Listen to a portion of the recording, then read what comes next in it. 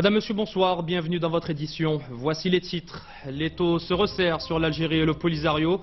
Le Parlement européen et le Conseil de l'Europe ont décidé de se saisir du cas Mostafa Selma, pendant qu'au Maroc, les manifestations appelant à la libération s'intensifient.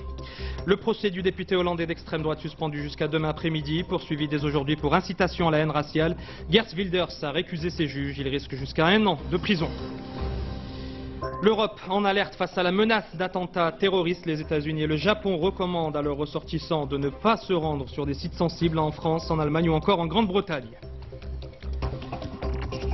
Enfin, l'ouverture ce soir du festival du court-métrage méditerranéen à Tanger. Une cinquantaine de films sont en compétition au cours de cette 8e édition. Vous découvrirez 2 des réalisateurs en lice à travers leur parcours et leurs histoires.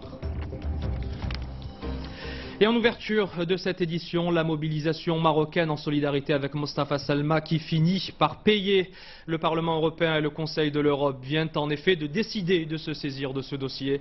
Dans une correspondance adressée à la mission du Maroc auprès de l'Union européenne, la vice-présidence du Parlement européen a exprimé sa préoccupation quant aux informations portées à sa connaissance par l'ambassadeur du Maroc, Mnawar Alem. La vice-présidence dit avoir demandé aux structures parlementaires compétentes en matière de relations avec les pays du Maghreb et l'Algérie en particulier, de faire la lumière sur cette affaire. De son côté, le centre nord-sud du Conseil de l'Europe a pris bonne note des informations qui lui ont été communiquées par le diplomate marocain. Et la mobilisation monte donc d'un cran pour la libération de Mostafa Selma. Un avocat marocain a même décidé d'entamer une grève de la faim pour faire pression sur l'Algérie. Nous l'avons rencontré devant l'ambassade algérienne à Rabat où des militants des droits de l'homme sont venus une nouvelle fois réclamer la libération de l'ancien cadre du Polisario. Yassan Benbel et Abdelhadi Moutaoukil.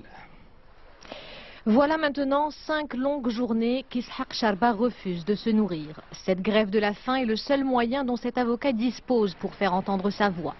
Cet homme, qui est aussi secrétaire général de l'organisation de la jeunesse libérale, demande à ce que Mostafa Selma Ould Sidi Mouloud, retenu illégalement, soit enfin libéré. En tant qu'avocat, je peux dire que l'Algérie a commis un délit. Elle a violé le droit à la liberté d'expression en permettant aux miliciens du Polisario de retenir Mostafa Ould Sidi Mouloud. Je poursuivrai donc mon action jusqu'à sa libération.